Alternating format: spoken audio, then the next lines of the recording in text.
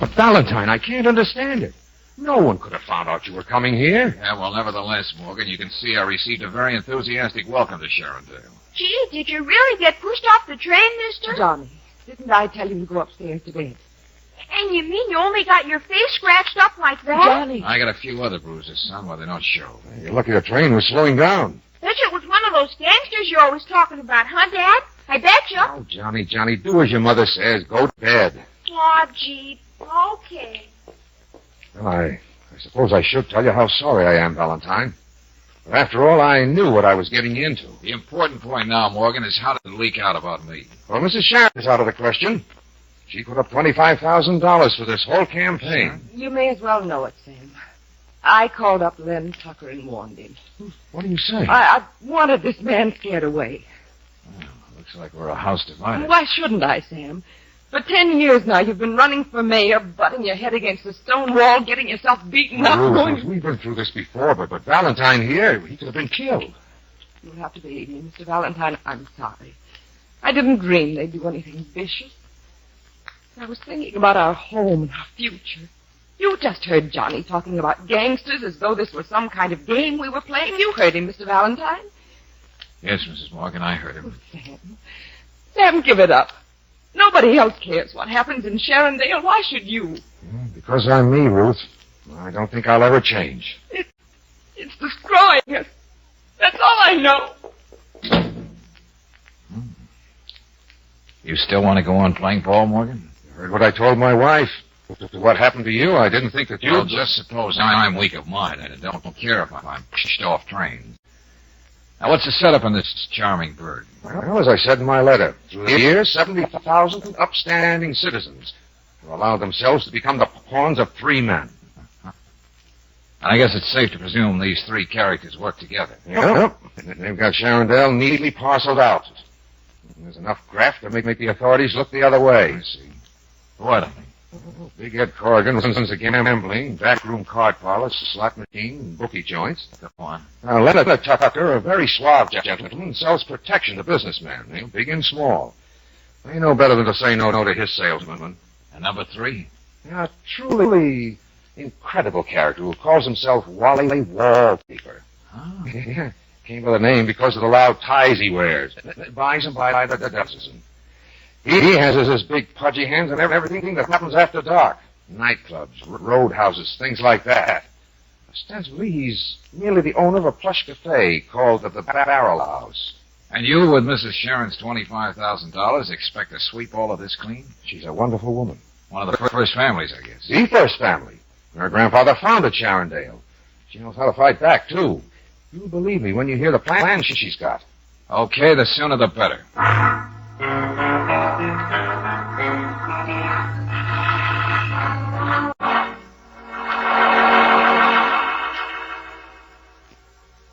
Have you got it straight, Brooksy? Yes, George. I'm not supposed to know you from a hole in the wall. That's right.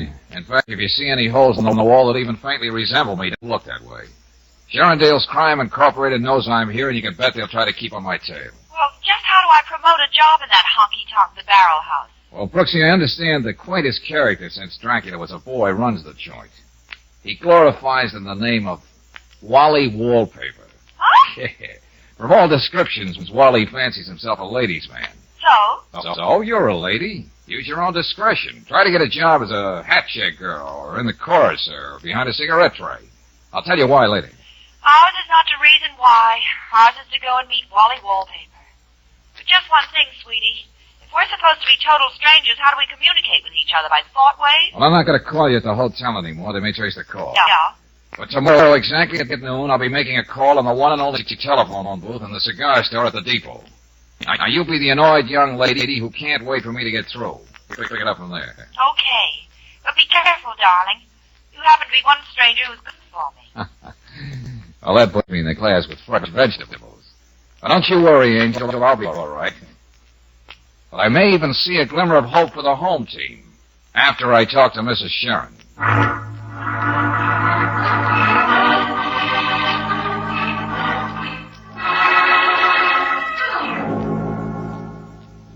Well, don't stare at me like that, young man.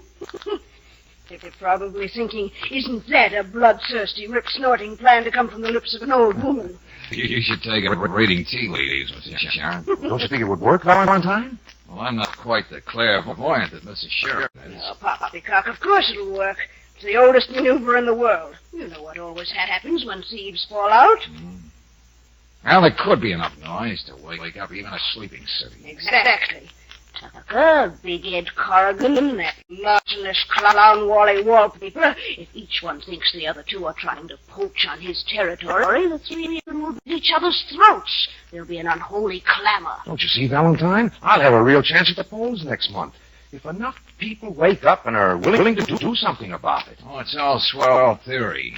But if those three are as thick as bubbles in a glass of champagne, it's going to take some doing to turn them against each other. There's $25,000 in Sam's account in the bank to turn theory into fact. If any innocent people get hurt, we'll take care of them. I'll leave the details to you. Okay. Let's give it a whirl. Good. I like you, young man. You're a fighter. Yeah. And I got some interesting scars to show for it. I'm the last of the Sharons. I want to see this a clean city before I die. That isn't too much for an old woman to hope for, is it? Oh, don't get up, Mrs. Sharon. That's probably the Chronicle trying to get me. Hello? What's that, Ruth? Oh, for the love of heaven, calm down. What's happened? Johnny! Why, those dirty... I'll be over at the hospital right away.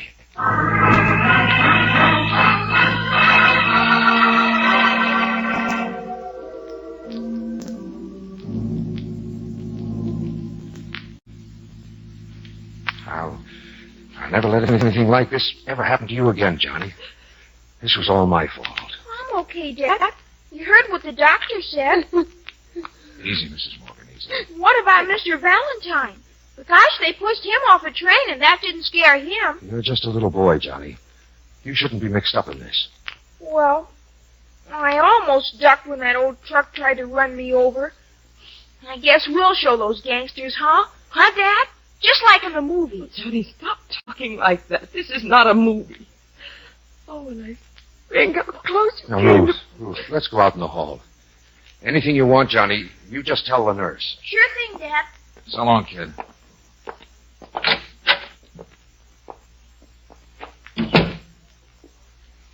Sam, I know all the things you're going to say, Ruth, but they're not necessary. Well, look, maybe you folks would like to be alone. No, Valentine.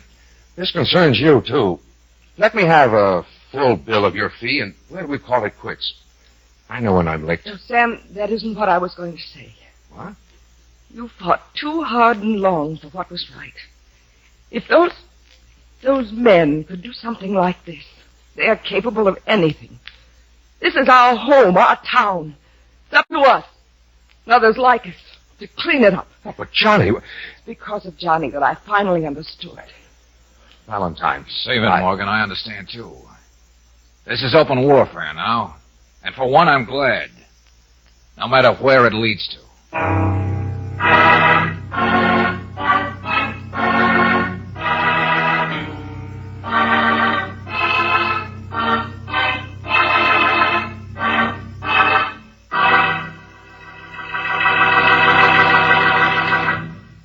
We'll return to tonight's adventure of George Valentine in just a moment. Meanwhile, I'd like to tell you about a young man who knows where he's going. He's Warner Holfeld, a 21-year-old Navy veteran. Warner's working nights now, so that during the day he can study engineering at Los Angeles City College. Young Warner, who drives his car 40 and 50 miles a day, also knows that RPM motor oil gives cars protection you trust. Here's what he says about this premium motor oil. Quote, "When I recently had my oil changed, one look convinced me that RPM cleans as it lubricates. I actually saw the dirt drain out with the oil." Unquote. Yes, folks, RPM does clean your engine while it lubricates. It has special compounds that gently loosen carbon particles, gum, and lacquer formations, and prevent these troublemakers from harming those finely polished engine parts. RPM actually encircles dirt and carbon particles, holds them in suspension until the next oil drain and refill. Another thing, RPM sticks to engine hot spots left bare and exposed to wear by ordinary motor oil. Get protection you trust tomorrow. Get RPM motor oil at independent Chevron gas stations and standard stations where they say and mean, we take better care of your car.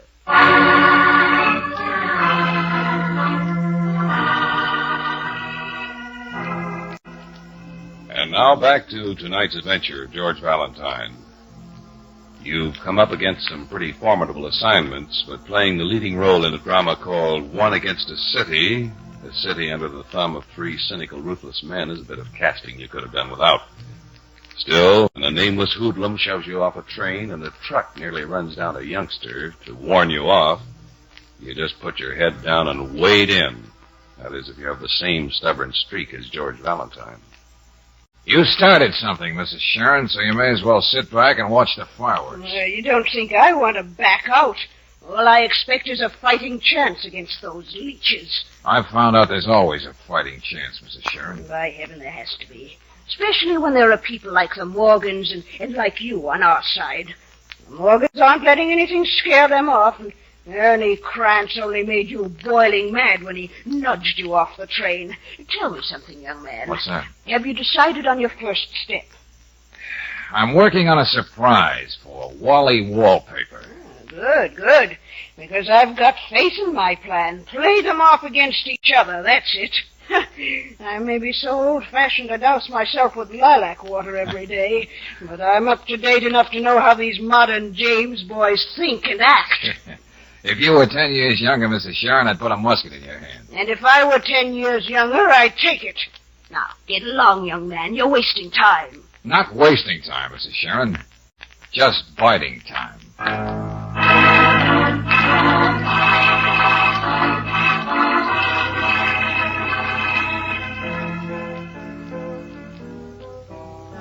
Never mind thanking me for the job, Miss Brooks. You can start pushing cigars and cigarettes here at the Barrel House tonight. Oh, thank you, Mr. Wallpaper. I think you're the sweetest man. I think you got class, baby. Yeah, and good taste. I could tell that the minute you went off your nut about this tie I got on. Ain't it a beaut? I've never seen anything like it in my life. Hey, look at. When I pull on it like this, see? The girl does the hula and the palm trees start waving. What do you think? Suddenly I'm on the beach at Waikiki. Where? Oh. And what I like about it is it's so conservative. That's right, baby. I'm not one of them loud guys. You'll find that out when you get to know me better. Which reminds me. Yes, Wally? When you're through tonight, how about me showing you some of my other ties? I got hundreds of them. To think you're taking all this interest in me, Wally. And you're such an important man. You're not wrong, baby. If you knew all the joints in this town that pay off to me, you wouldn't believe it. All right, let's talk about you. What'd you say your first name was? Claire. I'll have your picture painted on the tie with your name right under it. How do you like that, huh? Oh, that'd be wonderful. But just one thing. Sure, name it. Could you arrange to have me light up in the dark, too?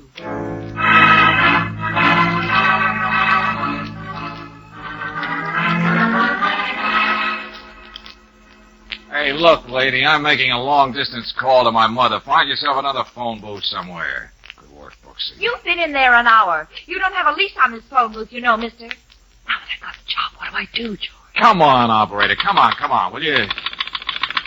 I don't think we're being watched, but be careful. You'll find a little package on the shelf of the phone when I leave. Where does your mother live? In Timbuktu? Well, operator, I did put in 2 quarters and a dime. Just smash this package on the floor at the Barrel House sometime during the evening. Then what happens? Oh, you'll find out. All right, operator, forget it. Okay, miss, it's all yours. Now, when the joint begins to jump tonight, Angel, just make sure Wally thinks one of Leonard Tucker's men did it. Well, I hope you're satisfied, lady.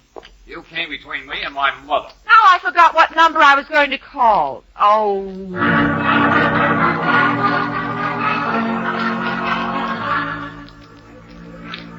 Yeah, what boys got through that stink bomb? I'll kill him. Wally, I saw who did it. Huh? I pointed him out to a waiter, and he said he was one of Leonard Tucker's men. Oh, that's the way it is, huh? Tucker's been wanting to move in on me for a long time. Okay, I'm just the boy to play rough. Are you crazy, mister? What are you going to do? See if you can guess. Those slot machines cost money.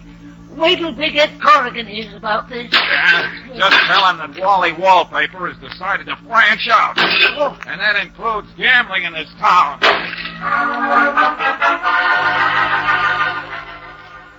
Now, please, Mr. O'Reilly, I'm paying protection to Mr. Tucker. Forget it. From now on, you're paying off to Big Ed Corrigan. No, but Mr. Tucker, he will... Maybe this break through your front window will make up your mind. The 5 days it shook Sharondale. Valentine, you really blew the lid off. Well, I hope the reform mayor-to-be has his speech ready for the citizens' rally tonight. All I can think of now is those three vultures tearing each other apart. Hey, I like that headline you got in the Chronicle today, Morgan. Assemblyman proposes state investigation of conditions in Sharondale. 10 years I've waited for this, Valentine. 10 long, long years. You know, I'm glad for you. Well, we better keep our fingers crossed, Sam. See you later at your place.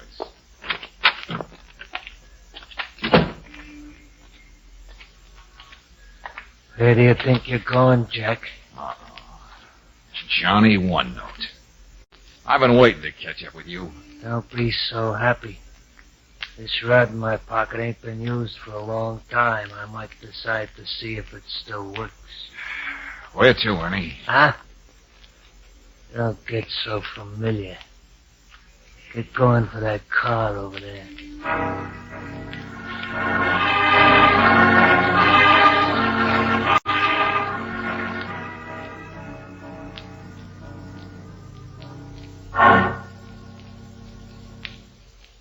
Valentine, if you don't stop fooling with that blindfold, Ernie's gonna break a couple of your fingers. Why don't you boys stop playing cops and robbers? You got my future all planned.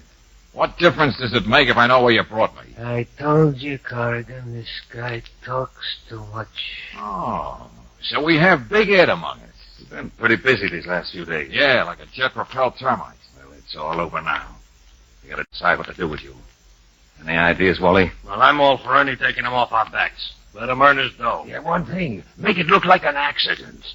Okay, Tucker, if you want to cramp my style. I can make it so they find him laying out in the state road. He was jaywalking. Jaywalking? Remind me to give you a tie, Ernie. So the three masterminds finally learned how to add two and two. Yeah. We think slow. Maybe we got quick tempers. But usually we see our own mistakes. All right, Ernie, take him out. Time to shuffle along, Jack. Wait a minute. For alleged big shots, you guys are certainly 3 14-carat suckers. Getting rid of me won't get you off the hook. You want to worry about the person who hired me, a very determined character. You mean Sam Morgan? You know Morgan is in hock up to his neck just trying to keep his newspaper going. Now, I'm talking about somebody who can buy and sell the three of you guys. Can't you see he's just stalling? Nah, let him talk. Who are you referring to, Valentine? The person in this room who insisted that you put this thing over my eyes so I wouldn't see. You don't need eyes to smell lilac water. Wally, take the blindfold off him. Hello, Mrs. Sharon. I see I've underrated you, young man. What is this? You made a very stupid mistake, Mrs. Sharon, when you mentioned Ernie's name the other day. I only knew him as another Gunsel. How did you know his name? Unless you knew everything else that was going on, too. A very unhealthy pastime, Alyssa. Double-crossing your partners. Do you mind telling us why? Not that it's gonna do you any good. Now, well, I'll tell you why. She arranged for you gentlemen to help her take over the town. But you pushed her in the background. And that's one thing a Sharon can't stand, especially in her own bailiwick. I don't see why you three mongrels should be so surprised. With you out of the way, I could find myself the kind of associates who'd realize that I own this town, even though I may need hired help to run it. Listen to her, will you? It's a wonder she don't pack a run. Oh, shut up, Ernie. One more thing you underrated, Mrs. Sharon. That corny item, public indignation. The plan worked too well. You saw that Sharondale might go back to the people. Then you decided to backtrack, so things would at least stay as they are. So, that's why you rounded us up, Alyssa. Showed us we had the wrong idea about each other. Valentine out of the way, we never would have found out what you did. Clever of me, wasn't it? Too clever. Looks like I got 2 jobs to do. No, we can't afford for you to have all that fun, Ernie. If both of them get knocked off, too many things to tie up. There'll be too many questions. Now, what are we going to do? She ain't safe to have around. No. Alysa'll have to go. Why, you don't dare. Unfortunate accident right in your own home. You, Valentine, you're leaving town. Am I? You're too smart to hang around. You know there's nothing you can do. Won't be a piece of evidence against us. Take him on a train, Ernie, with you. There ain't gonna be no mistake, Corrigan, this time. Go on, do like you said. Come on, Jack. Good luck, young men. We may be seeing each other sometime. It was exciting while it lasted, wasn't it? Yeah. A barrel of fun. Especially for all the innocent bystanders. Outside, Jack, outside.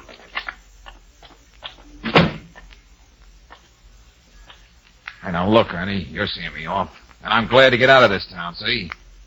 So take that small howitzer on my back, will you? You don't know how lucky you are. I'm just getting lucky, Buster, because you're getting careless. You are!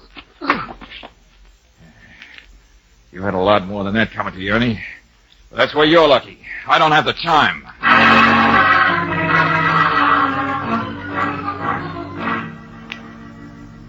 But I don't know whom we can get, Valentine. You know how long it takes for the police to do anything when it involves Corrigan or any of those fellows? No matter what she's done, we've got to try to help her. I know.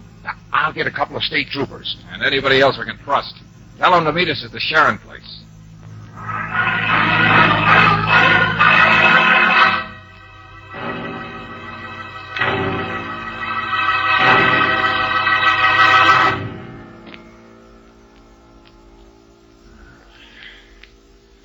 They didn't waste any time getting here. George, this is horrible. Yeah.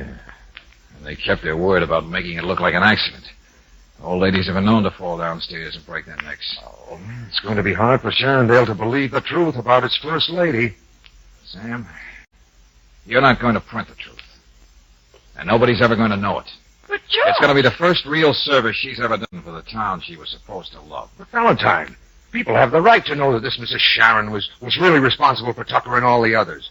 She was feeding on every racket in the town. But wouldn't it be smarter to let them think she was pure as driven snow? I don't get it, George. What better way of being swept into office, Sam, than making the good citizens think that a sainted member of the Fonding family was brutally murdered by gangsters they allowed to thrive all these years? May never be able to prove that. That's going to be your first job in office, Mayor Morgan.